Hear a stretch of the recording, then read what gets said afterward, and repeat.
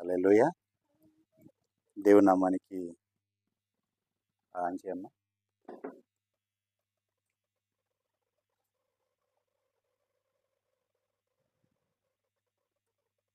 దేవుని నామానికి మహిమ కలుగునుగాక. మీ అందరికీ నా ప్రేమపూర్వక వందనాలు. అందరికీ వందనాలు. బాగున్నారా? పునరుత్థాన దీవెనలు ఆశీర్వాదాలు మీకు మీ బిడ్డలకు మెండుగా కలుగునుగాక. ఆమేన్. చూడండి పిల్లరా, మరి ఈ దినం పరిశుద్ధాత్మ దేవుడు నీతో నాతో ఏం మాటలు తలెచ్చున్నారు అట్టి మాటలు ధ్యానించుకుందాం. ప్రభువే మనకు సహాయం చేయునుగాక. ఆమేన్. ఎబ్రిల్కు రాసిన పత్రిక 3వ అధ్యాయము 6వ వచనం ధ్యానించుకుందాం.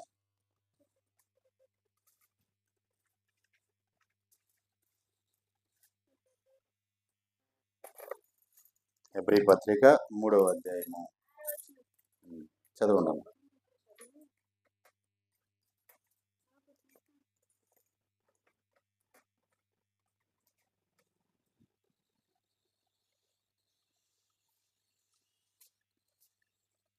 అయితే క్రీస్తు కుమారుడై ఉండి ఆయన ఇంటి మీద నమ్మకముగా ఉన్నాడు. ధైర్యమును నిరీక్షణ వలని ఉత్సాహమును తుదమట్టుకు సిద్ధముగా స్థిరముగా చేపట్టిన ఎడల మనమే ఆయన ఇల్లు. దేవునికి మహిమ కలుగునుగా. నిజమే పిల్లారా, క్రీస్తు దేవుని కుమారుడై ఉండి ఆయన ఇంటి మీద నమ్మకముగా ఉన్నాడు. దేవునికి మహిమ కలుగునుగా. నమ్మకం కావాలి.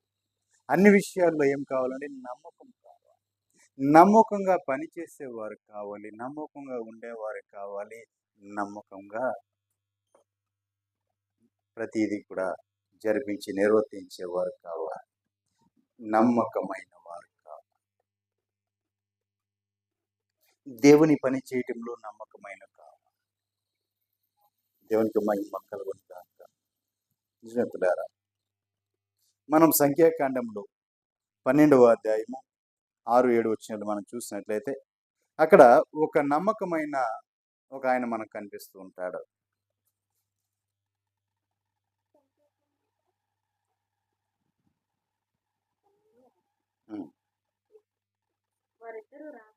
వారిద్దరూ రాగా మీలో ప్రవక్త ఉండిన ఎడల యెహోవానగు నేను దర్శనమిచ్చి అతడు నన్ను తెలుసుకున్నట్లు కలలో అతనితో మాట్లాడుదును. నా సేవకుడైన మోషే అట్టివాడు కాదు, అతడు నా ఇల్లంతటిలో నమ్మకమైన వాడు. దేవునికి మహిమ కలుగునుగా. చూడండి పిల్లరా, ఇక్కడ మనం చూసినట్లయితే ఒక రోజున మోషే మీద అహరోను మిరియాములు తిరుగుబాటు చేశారు. తిరుగుబాటు చేసినప్పుడు దేవుడు అహరోనును మిరియామును పిలిచారు. పిలిచి నా సన్నిధికి రండి మీ ఇద్దరు అన్నారు. వాళ్ళిద్దరూ దేవుని సన్నిధికి వెళ్ళిన తర్వాత వారితో మాట్లాడుతున్నారు. ఇదిగో ప్రవక్త అయితే నేను రాత్రి కాలం మందు అతనికి దర్శనము ద్వారా కలలో నేను అతనితో మాట్లాడతా. ప్రవక్తతో ఎలా మాట్లాడతాండి? కలలో మాట్లాడతా. నేను రాత్రికాల సమయం మందు కలలో నేను ప్రవక్తతో మాట్లాడతా. కానీ మోషే అలాంటి వాడు కాదు. దేవునికి మహిమ కలుగునుగా. మోషే అలాంటి వాడు కాదు, నాతో ముఖాముఖిగా మాట్లాడేవాడు. నేను అతనితో ముఖాముఖిగా మాట్లాడతాను అని చెప్తున్నాడు దేవుడు. దేవునికి మహిమ కలుగునుగా. మోషే ఎలాంటి వాడండి? దేవునితో ముఖాముఖిగా మాట్లాడేవాడు. అతడు నా ఇల్లంతటిలో నమ్మకమైన వాడు. నేను గూఢభావములతో కాదు, దర్శనమిచ్చి ముఖాముఖిగా అతనితో మాట్లాడుదును. అతడు యెహోవా స్వరూపమును నిదానించి చూచును. కాబట్టి నా సేవకుడైన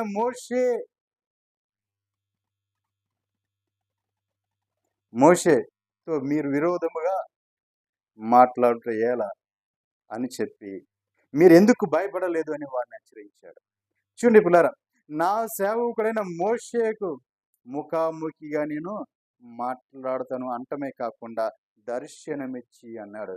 నా స్వరూప నా స్వరూపంని నిదానించి చూసేవాడే మోషే. దేవునికి మహిమ కలుగునుగా. ఎవడను దేవుని చూసి బ్రతికేవాడు లేడు ఈ లోకంలో. ఎవడు దేవుని చూసి బ్రతికేవాడు లేడు. కానీ మోషే దేవుణ్ణి నిదానించి చూసేవాడు. దేవుని ఇల్లంతట్లో నమ్మకమైన వాడు, దేవుని దర్శనం పొందుకున్నవాడు, ముఖాముఖిగా దేవుడు మాట్లాడేవాడు. అలాంటి మోషే మీద నువ్వు సలుగుతావా అని చెప్పి మోషే గురించి అహరోను మీరెవరి మీద దేవుడు కోపపడ్డాడు. దేవునికి మహిమ కలుగునుగా. హల్లెలూయా. నిజం పిల్లరా, తన సేవకులు ఎడల ఆయనకున్న ఆ ప్రేమ, ఆయనకున్న ఏర్పాటు, తను ఎవరినైతే నియమించుకున్నాడో తన దాసుడిగా, ఎవరైతే తన సేవకుడిగా నియమించుకున్నాడో అతని పక్షమై ఆయన అత్యంత వాంఛ కలిగి ఉంటాడు. ఎందుకంటే దేవుని కార్యములు నెరవేర్చువాడు అయి ఉన్నాడు. మోషే చూస్తే దేవుని ఇల్లంతటిలో నమ్మకమైన వాడు. దేవునికి మహిమ కలుగును. ఇంకొక వ్యక్తిని మీ ముందుకు తీసుకుని వస్తాను. మోషే గురించి మనం ఎక్కువగా చెప్పక్కర్లేదు, ఎందుకంటే మనకు బాగా తెలుసు కాబట్టి. ఇంకొక వ్యక్తిని మీ ముందుకు తీసుకొస్తాను. సంఖ్యాకాండం 2వ అధ్యాయం 27వ వచనం నుంచి మనం ధ్యానించుకుందాం.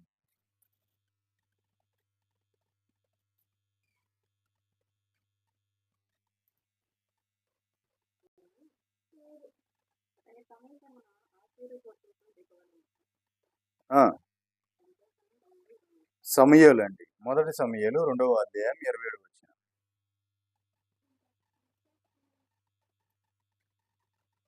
మొదటి సమూయేలు 2వ అధ్యాయం 27వ వచనం. అంతటా దైవజనుడు ఒకడు ఏలియా వద్దకు వచ్చి ఇట్లా, నేను చూడండి పిల్లారా, ఇక్కడ మనం చూసినట్లయితే ఏలీ దగ్గరికి ఒక దైవజనుడు వచ్చాడు. ఏలీ ఎవరై అంటే సిలోహు మందిరంలో యాజకత్వం చేస్తున్న ప్రధాన యాజకుడు. సిలోహు మందిరములో అంటే మొట్టమొదట యెరూషలేము దేవాలయము కట్టక మునుపు సిలోహు మందిరము దేవాలయం ఉండేది.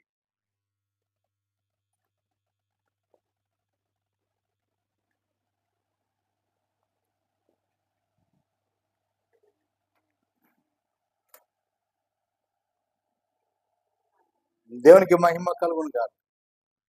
యెరూషలేము దేవాలయము కట్టక మునుపు సిలోహు దేవాలయం ఉండేది. అంటే మోషే ప్రత్యక్షపు గుడారము తరువాత మందిరము కట్టబడింది. అది సిలోహు మందిరం.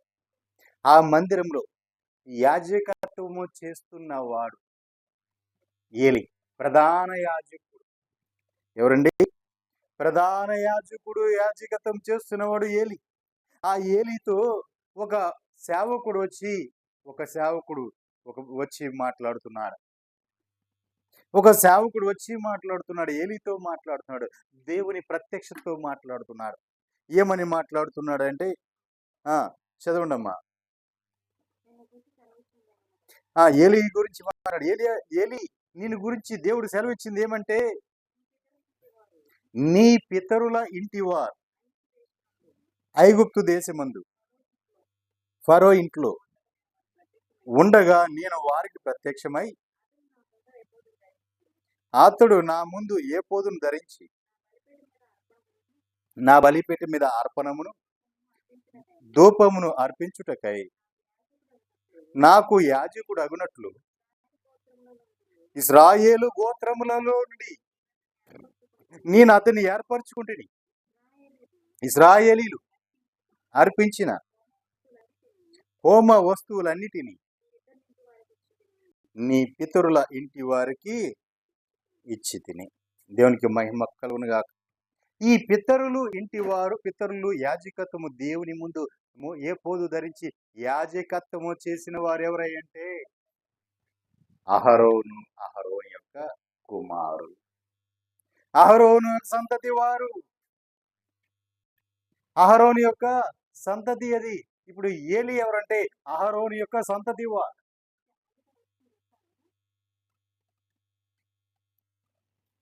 ఏలి యొక్క పితరులు ఎవరంటే అహరోను.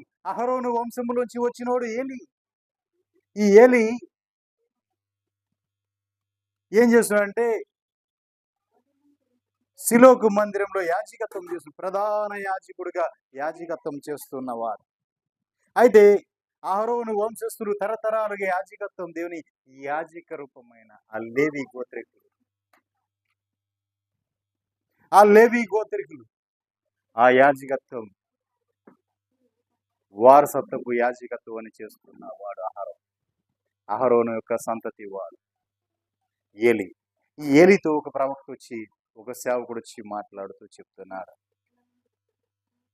అలా మాట్లాడుతూ చెప్తున్నాడు, ఏలి ఇదిగో నీ పితరులు వారి పితరులకు నేను ఇచ్చిన దానికంటే కూడా అని చెప్తూ, చదువమ్మా.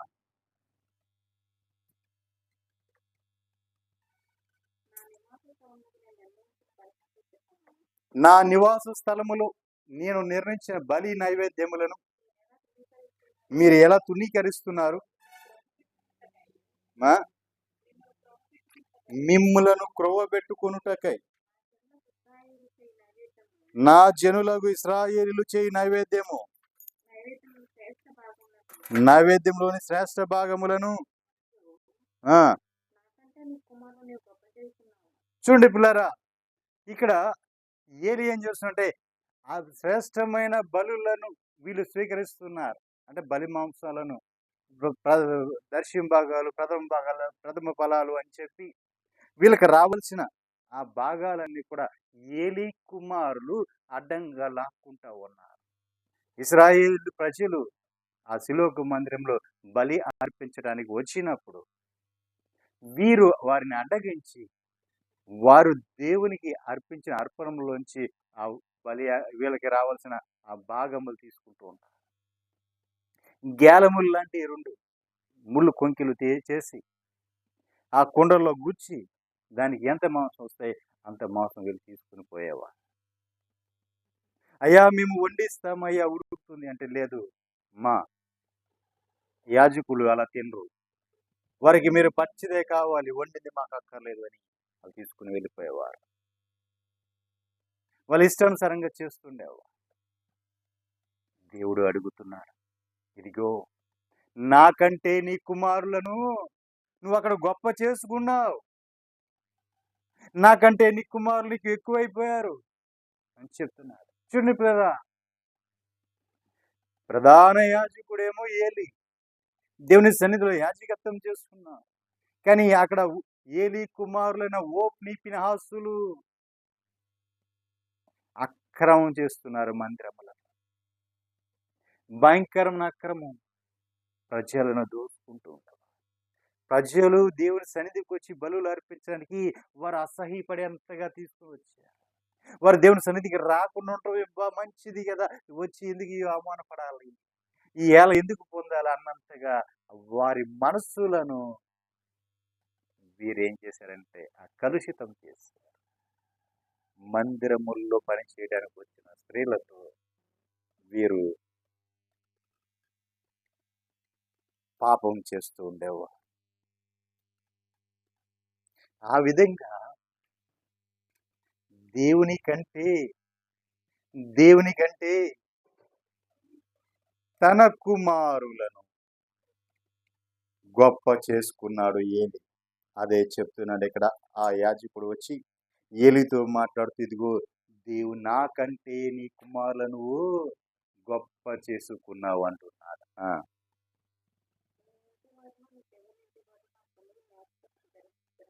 చూడండి, నీ ఇంటి వారు, నీ పితరుల ఇంటి వారు నా సన్నిధిలో యాజకత్వము జరిపించుదురని యెహోవా ఆజ్ఞ ఇచ్చి ఉన్నాను. ఇప్పుడు అది నా మనసులో కేవలం ప్రతికూలమాయనని ఇశ్రాయేలు దేవుడైన యెహోవా సెలవిస్తున్నాడు. కావున యెహోవాకు ఏదనగా, చూడండి పిల్లరా, నన్ను గణపరచు వారినే నేను గణపరుతును, నన్ను తృణీకరించి వాడు తృణీకారం నందును. ఆలకించుము. రాకల దినములలో నీ బలమును, నీ పితరుల ఇంటి బలమును తక్కువ చేతును. నీ ఇంట ముసలివాడు ఒకడును లేకుండా ఉండును. యెహోవా ఇశ్రాయేలులకు చేయదలసిన మేలు విషయములలో నా నివాస స్థలమునకు అపాయము కలుగగా మీరు చూతుము. నీవు చూతువు, ఎప్పటికీ నీ ఇంట ముసలివాడు ఉండడు. నా బలిపీఠమునొద్ద ఎవడో ఉండకుండా నేను అందరినీ నశింప చేయక విడిచివాడను కనుక అవి నీ కనులు క్షీణించుటకును నీవు దుఃఖము చేత క్షయమగుటకును సాధనమగును. దేవునికి మహిమ కలుగునుగా. చూడండి పిల్లరా, నా బలిపీఠం మీద ఒక్కడు ఉండకుండా పోడు అన్నట్టుగా చెప్పుకుంటూ వచ్చిన దేవుడు. ఎందుకంటే అహరోనుతో వాగ్దానం చేశాడు దేవుడు. తరతరాల నిత్య యాజకత్వము అహరోను యాజకత్వం, వారసత్వపు యాజకత్వము అహరోను కుమారు, వారి కుమారులు దేవుని సన్నిధిలో నిత్య యాజకత్వము చేస్తుండేవారు. ఏలీ కాలం వచ్చేపాటికి, ఈ అహరోను వంశస్తున్న ఏలీ కాలం వచ్చేపాటికి ఎలా ఉందంటే దేవుడిని కనపరచటం మానేశాడు, తన కుమారులను గొప్ప చేసుకుంటున్నాడు. దేవునికి మహిమ కలుగునుగా. తన కుమారులు ఏం చేసినా ఎదురు చెప్పట్ల, వాళ్ళు ఎంత అక్రమం చేసినా ఎదురు చెప్పట్ల, వారిని మందలించట్లేదు, వాళ్ళని గద్దించట్లేదు, వారి శాంతి వాళ్ళని వదిలేస్తున్నారు. దేవునికి కోపం వచ్చి తన సేవకుడితో ఇంకొక సేవకుడిని హెచ్చరిస్తూ ఉన్నాడు. రాగల దినములలో నీ పితరుని ఇంటి బలమును నేను తక్కువ చేసేదను. నిజమే పిల్లారా, ఈ రోజుల్లో కుటుంబానికి ఒకరు లేదా ఇద్దరు వద్దు ఒక్కరే అన్న నానుడు కూడా వెళ్ళింది. దేవునికి మహిమ కలుగునుగా. ఇద్దరు వద్దు ఒకరే ముద్దు అన్నారు. కానీ ఇప్పుడు మన రాష్ట్రం విడిపోయిన తర్వాత చంద్రబాబు గారు వచ్చిన తర్వాత అంటున్నాడు, 3 4 పిల్లల కనండి అంటున్నారు. దేవునికి మహిమ కలుగునుగా. ఒకప్పుడు రాష్ట్రంలో జనం ఎక్కువైపోతున్నారు కాబట్టి ఒక్కరే మనకు ముద్దు, అందుకే నాకు ఒకడే కొడుకు, ఆ కొడుక్కి ఒకడే కొడుకు అన్నారు. దేవునికి మహిమ కలుగునుగా. హల్లెలూయా. మరి ఈ రోజు వచ్చేప్పటికి మీరు పిల్లలు కానండి, నేను పెంచుతాను అంటున్నారు. దేవునికి మహిమ కలుగునుగా. మంచిదే, ఆయన భరోసా ఇచ్చి అందరికి ఆధారంగా నిలబడితే అంతకంటే భాగ్యం ఏముంది. దేవునికి మహిమ కలుగునుగా. హల్లెలూయా. ఇలా ఇద్దరు పిల్లలకు మీద కన్న వారికి అందరికి కూడా ఇదిగో ఇన్ని లక్షలు డిపాజిట్ చేస్తున్నాను, వాళ్ళ జీవిత కాలం అని చెప్పి వేసేయమనండి. పిల్లల కంటానికి ఎవరు కూడా వెనుకాడరు. దేవునికి మహిమ కలుగునుగా. చూడండి పిల్లరా, దాని గురించి పక్కన పెడదాం. ఇక్కడ ఏలి ఏం చేస్తున్నాడు అంటే తనకు పుట్టిన పిల్లలిద్దరిని కూడా వారిని ఏం అడ్డగించట్లేదు, వారు ఏ అక్రమం చేసినా అన్యాయం చేసినా మందరించట్లేదు, వారిని అంతుకంతుకు గొప్ప చేస్తుంది. దేవుని సన్నిధిలోని దేవుని ముందే వారిని గొప్ప చేస్తుంది. అది దేవునికి నచ్చలేదు. కాబట్టి రాబో కాలములో ఇదిగో నీ పితరుల బలమును నీ ఇంటి బలమును తక్కువ చేసేదను అని చెప్తున్నారు. దేవునికి మహిమ కలుగునుగా. నీ ఇంట ముసలివాడు ఒక్కడును ఉండకుండా పోతా, ఒకడును లేకుండా పోవును అంటే చూడండి పిల్లరా, ముసలివాడు ఒక్కడును లేకుండా పోనంటే వాడు ముదిమి వచ్చి చనిపోయే వరకు కూడా లేకుండా మధ్యలోనే చనిపోతాడు అనే అర్థం. ముసలివాడు అవ్వకుండానే చనిపోతున్నాడంటే అది శాపం. ముసలివాడు ఉండాలి. అంటే ముసలివాడు అంటే అనుభవశాలి. అనుభవం కలిగిన వాడు. అన్ని విషయాల్లో కూడా ఆరి తేలినవాడు. మంచి ఆలోచనలిచ్చేవాడు. అయ్యా! ఇది మంచి, ఇది చెడ్డ అని చెప్పగలిగిన వాడు. ఈ పని ఇలా చేస్తే ఇది సులువయ్యా అని అనుభవశాలులు లేకుండా పోతారు. బలాఢ్యులు నుంచి ఇంట్లో నీకు బలము లేకుండా పోతుంది. ముసలివారు లేకుండా పోతారు. యెహోవా ఇశ్రాయేలీయులకు చేయదలసిన మేలు విషయములో నా నివాస స్థలమునకు అపాయము కలుగగా నీవు చూతువు అన్నాడు. అంటే దే దేవుని సన్నిధిలో దేవుని సన్నిధికి అపాయము కలగగా నువ్వు చూస్తూనే ఉంటావు అని చెప్పారు. అంటే దేవుని సన్నిధికే అపాయము కలగా చూస్తావు అన్నాడు. నిజమే పిల్లారా. ఆ కాలములో ఏలీ కాలములో ఫిలిష్తీయులు దండెత్తి వచ్చారు.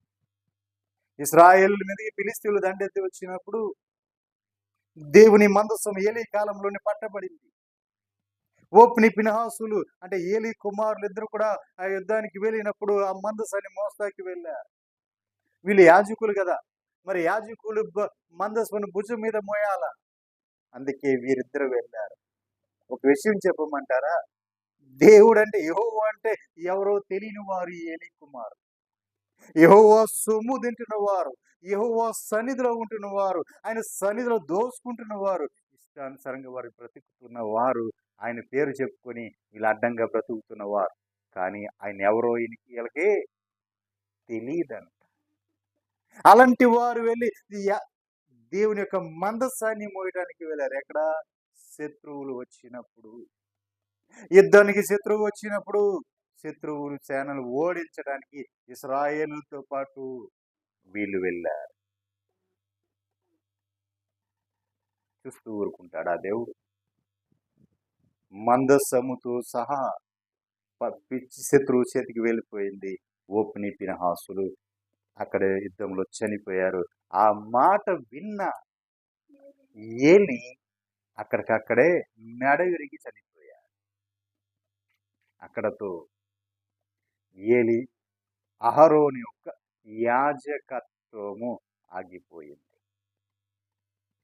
ఈ ఏలీ ఫినెహాసు కొడుకు ఒకడు ఉన్నాడు. ఓప్ని కొడుకు, ఫినెహాసు కొడుకు, ఏలీ మనవడు. ఈ ఏలీ మనవడు ద్వారా తిరిగి యాజకత్వం ప్రారంభమైంది. ఆ యాజకత్వం చేస్తుండగా మన దావీదు మహారాజు ఏం చేశాడంటే, సౌలు తరుముతున్నప్పుడు ఆ వెళ్ళి పారిపోతూ దారిలో ఆ అతను యాజకత్వం చేస్తున్న అహరోను యొక్క సంతతిలో ఏలీ యొక్క మనవడు యాజకత్వం చేస్తున్న ఆ మందిరానికి వెళ్ళాడు. ఆ మందిరానికి వెళ్ళి నాకు కత్తి కావాలి అంటే అతను ఏం చేశాడంటే, గొలియాతు ఖడ్గం ఇదిగో ఆనాడు జయించిన గొలియాతు యొక్క ఖడ్గం ఇది కానీ ఖడ్గాన్ని ఇచ్చాడు. దేవుని సన్నిధిలోనే సమీప రొట్టెలు రొట్టెలు తీసుకొచ్చి ఇచ్చాడు. అయితే అతను దావీదు వెళ్ళిపోగానే సౌలు వచ్చాడు. అక్కడ ఉన్న వాళ్ళందరినీ కూడా 70 మందిని హతమార్చి చేశాడు. సౌలు చేసిన తప్పిదమండి, యాజకులను 70 మందిని చంపేశాడు.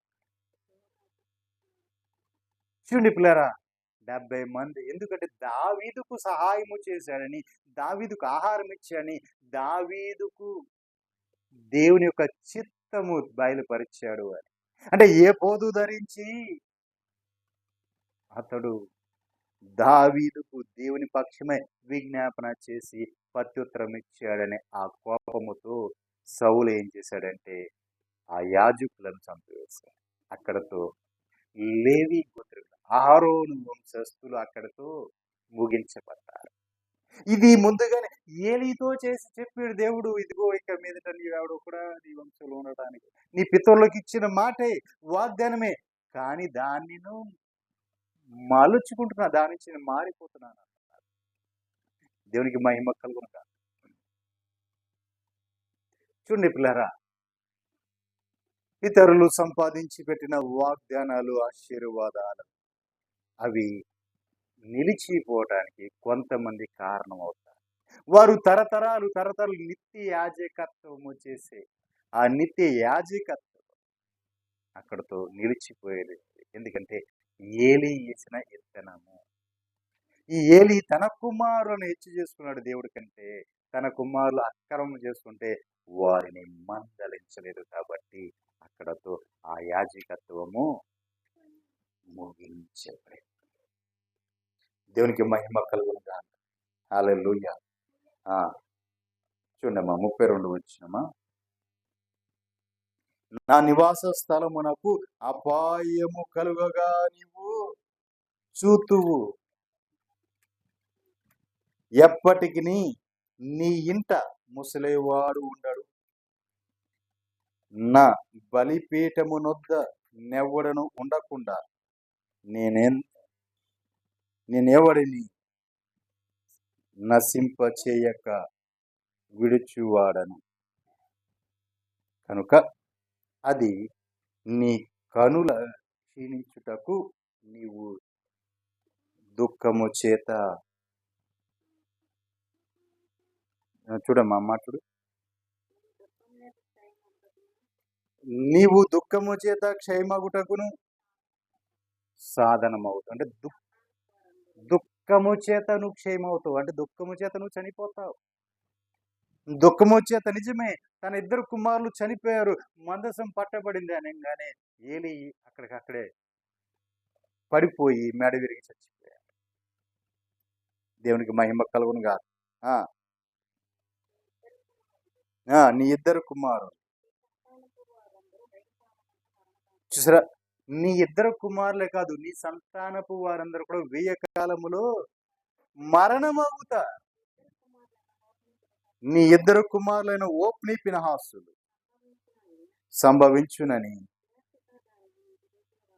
నేను చెప్పినది నీకు సూచనగా ఉంటదని చెప్పి ఆ యాజకుడు వచ్చి చెప్పాడు. ఇదిగో దేవుని మాట ఇదే.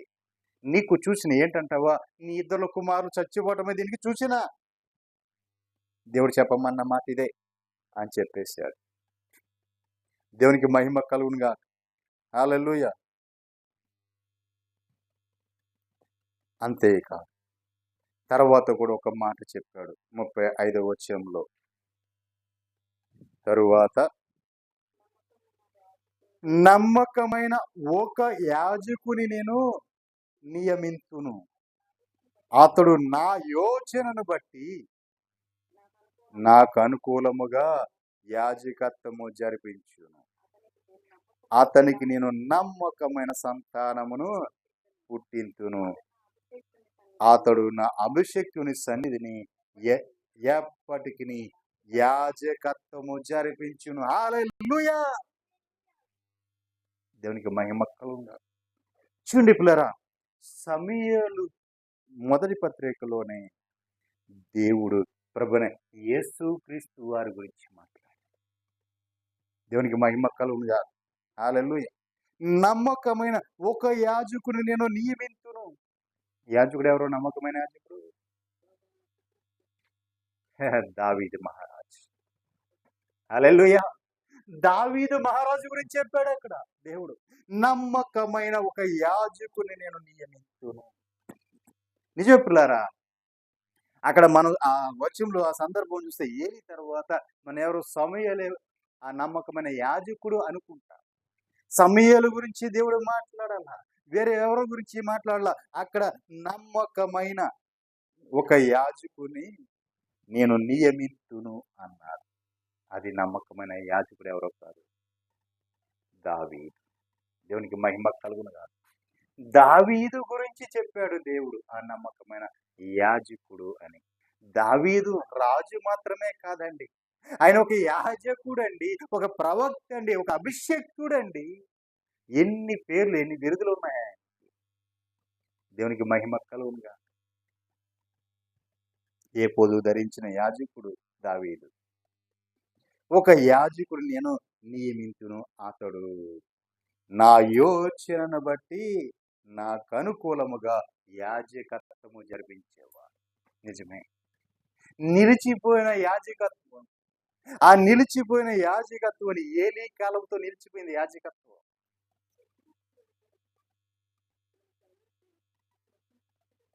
ఏలీ కాలంలో యాజకత్వం అక్కడితో నిలిచిపోయింది. ఏలీతో పాటు నిలిచిపోయిన ఆ యాజకత్వాన్ని దావీదు తిరిగి ప్రారంభించాడు. అందరిని సమకూర్చాడు. అందరిని సిద్ధపరిచాడు. అటు వాయిద్యములు వాయించే వారిని, ఇట్లు పాటలు పాడేవారిని అందరిని కూడా పిలిచాడు. లేవీయులందరిని కూడా సిద్ధపరిచాడు. నిత్య యాజకత్వము కొనసాగడానికి ఆయన జీతాలిచ్చి వందల మందిని పెట్టాడు. దేవునికి మహిమ కలుగును గాక. హల్లెలూయా. దేవునికి అనుకూలమైన ఆ యాజకత్వాన్ని అతడు జరిపించాడు. అంతేకాదు, దావీదు యొక్క సంతానం నేను నమ్మకమైన సంతానమును పుట్టిందు. అతనికి నేను నమ్మకమైన సంతానమును పుట్టింతును అన్నాడు. అంటే దావీదుకు నమ్మకమైన సంతానం ఎవరు? ప్రభువైన యేసుక్రీస్తు. హల్లెలూయా. ప్రభువైన యేసుక్రీస్తు వారు పుడతాడు. అతడు నా అభిషిక్తుని సన్నిధిని ఎప్పటికిని యాజకత్వము జరిపించును. హల్లెలూయా. నా అభిషిక్తుని సన్నిధిని ఎప్పటికిని యాజకత్వం, నిత్య యాజకత్వము జరిపించేవాడు మన ప్రభువై ఉన్నాడు. దేవునికి మహిమ కలుగును గాక. మన దేవుని సన్నిధిలో నిత్య యాజకత్వం, మన ప్రధాన యాజకుడు ఆయనే. దేవునికి మహిమ కలుగును గాక. హల్లెలూయా. సమూయేలులోనే నా ప్రభు గురించి రాయించి దేవునికి మహిమ కలుగును గాక. 36వ వచనం.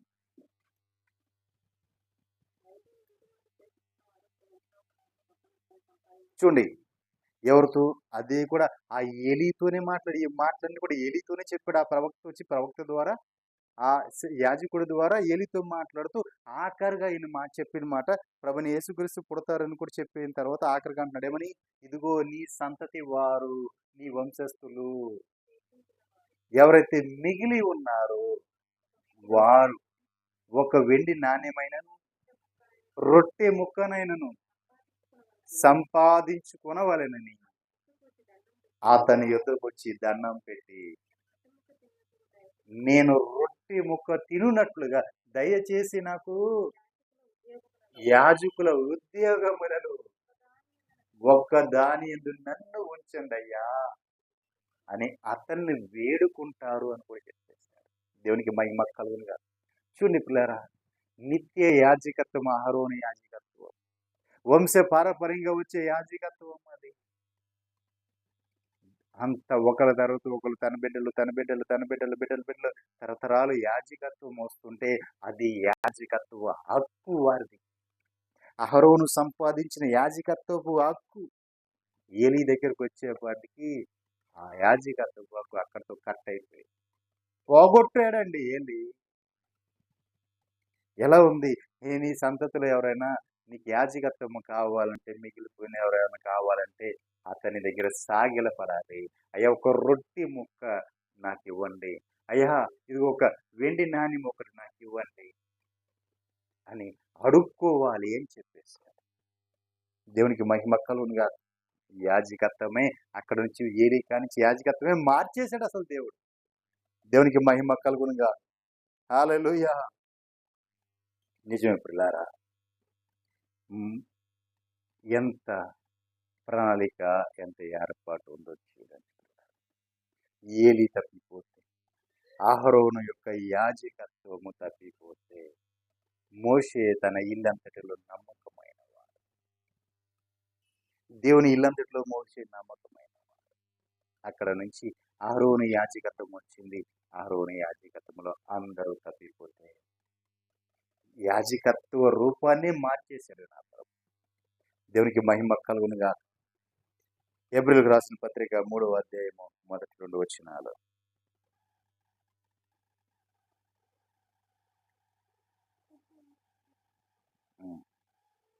మొదటి 3వ అధ్యాయం 1, 2 వచనాలు.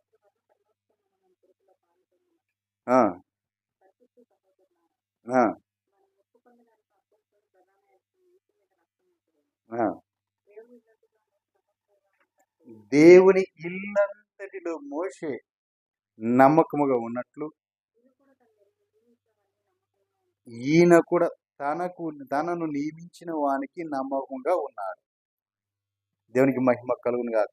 ఎవరంటే ప్రభున యేసుక్రీస్తు వారి గురించి.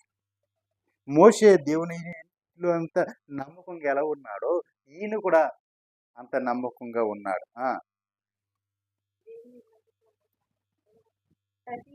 ప్రతి ఇల్లును ఎవడైనా ఒకని చేత కట్టబడు, సమస్తమును కట్టినవాడు దేవుడే.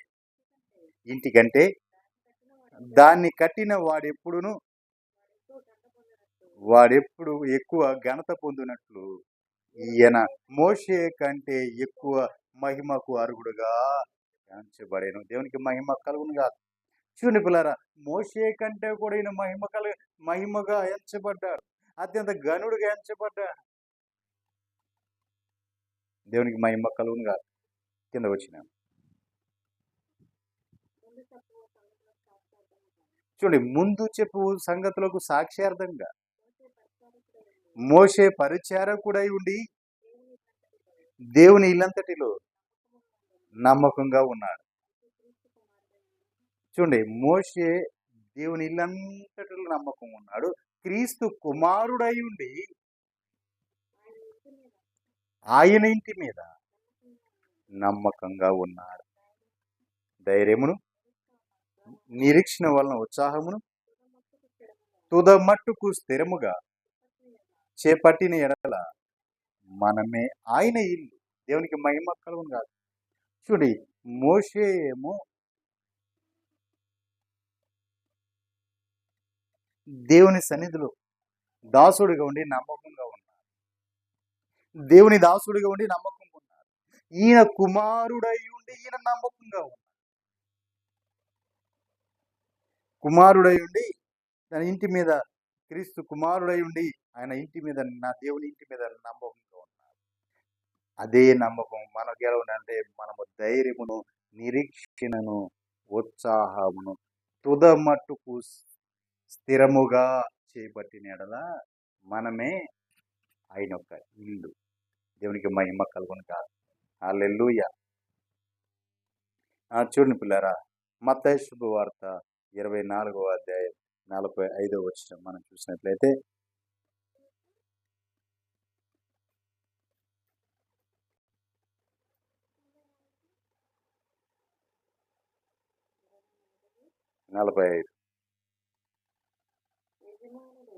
యజమానుడు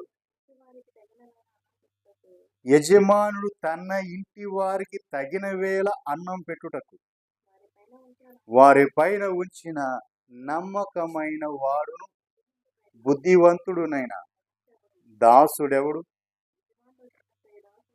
యజమానుడు వచ్చినప్పుడు ఏ దాసుడు ఇలాగు చేయుచుండుట అతడు కనుగొనునో ఆ దాసుడు ధన్యుడు. అతడు తన యావదాస్తి మీద తన్నుంచునని నిశ్చయముగా చెప్పొచ్చున. దేవునికి మహిమ కలుగును. ఏ దాసుడైతే నమ్మకంగా పనిచేస్తున్నాడు, ఏ సేవకుడైతే నమ్మకంగా పనిచేస్తున్నాడో, దేవుని ఇల్లంతటి మీద నమ్మకంగా ఏ సేవకుడైతే పనిచేస్తున్నాడో, ఈ తగిన సమయానికి తగిన ఆహారం పెట్టే దాసుడు, ఏ దాసుడైతే పనిచేస్తున్నాడో, దేవుడు వచ్చినప్పుడు చూసినప్పుడు ఆ దాసుడు పనిచేస్తున్నాడో వాడిని కనుగొని ఆ దాసుని ధన్యుడు నీవు అని చెప్తాడు. అంతేకాదు, అతడు తన యావదాస్తి మీద అతన్ని నియమిస్తాడు, నమ్మకంగా ఉన్నవాడు. దేవునికి మహిమ కలుగునుగా. హల్లెలూయా. అంతేకాదు ప్రియులారా,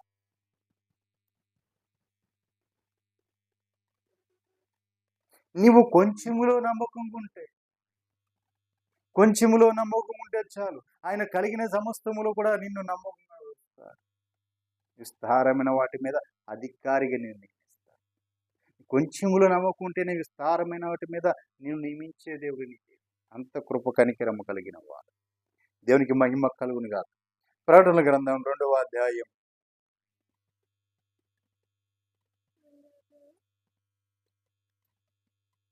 10వ వచనం 3వ లైన్ నుంచి మాట్లాడుకున్నాం.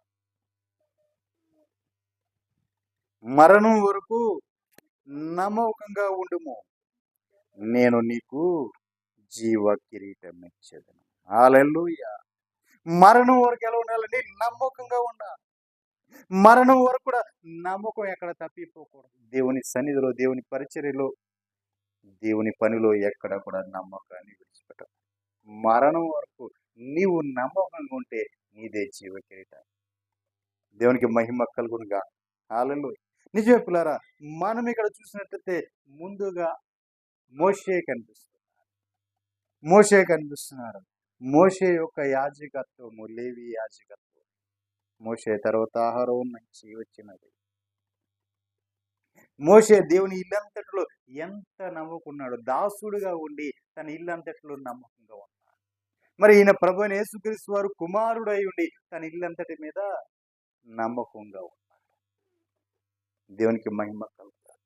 ఏ యాజకుడు అయితే నమ్మకంగా ఉంటాడు, తన యజమానుడు వచ్చేపాటికి ఆ ఇంటి వారికి తగిన కాలము తగిన ఆహారం పెట్టాలి. తగిన కాలంలో తగిన ఆహారం అంటే ఆయా సందర్భానికి ఆయా కాలానికి కావలసిన ఆహారము సిద్ధపరిచి పెట్టాలి. దేవునికి మహిమ కలుగుతాడు. ఇది వేసవకాలము కాబట్టి ఏం చేయాలి? సెలవు చేసే ఆహారం పెట్టాలి. సెలవు చేసే ఆహారం పెట్టాలి. వేడి చేసే ఆహారం మసాలాలతో పెడితే ఏమవుతుంది? దేవునికి మహిమ కలుగునుగా. హల్లెలూయా. కాబట్టి ఆయా కాలాలకు తగిన ఆహారం పెట్టాలి. అంటే మనం తినే ఆహారము కాదండి, వాక్యమనే ఆత్మీయ ఆహారం పెట్టాలి. ఇది ఏ కాలం?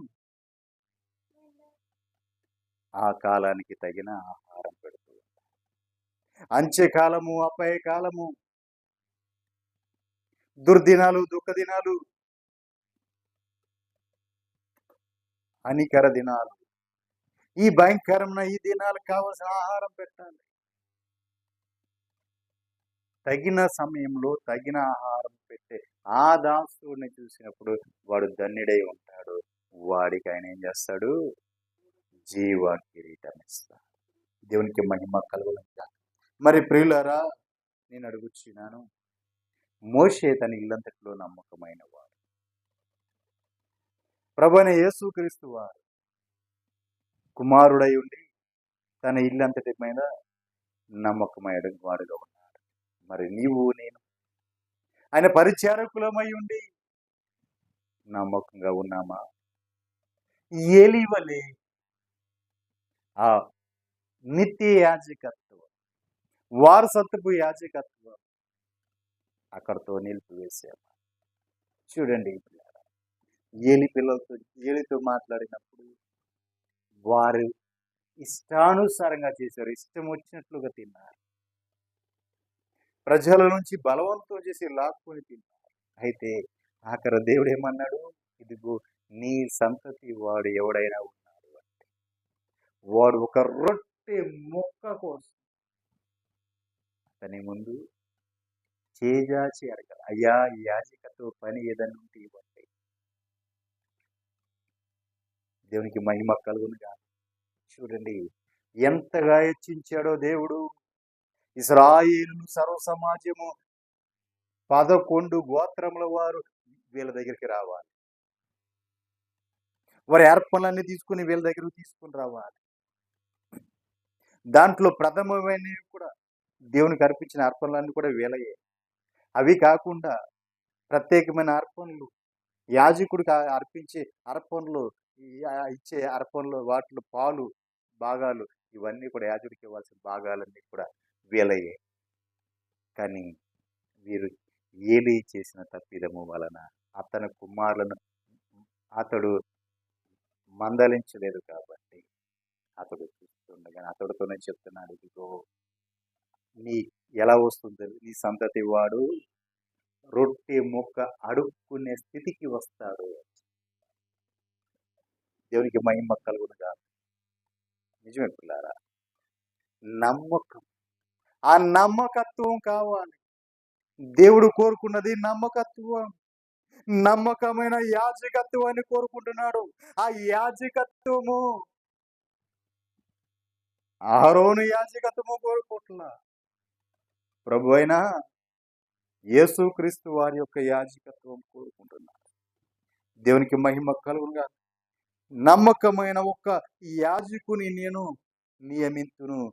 అతడు నా యోచనను బట్టి నాకను నాకనుకూలముగా యాజకత్వము జరిపించును.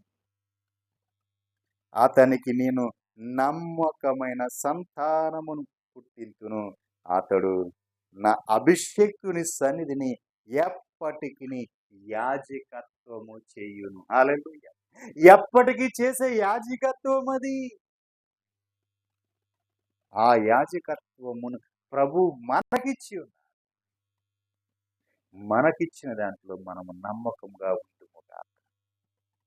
ఆ నమ్మకమైన యాజకత్వం మనం జరిపించుదుముగా.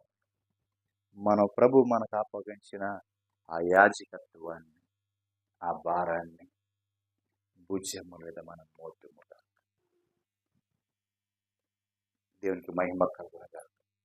ప్రార్థన చేసుకుందాం.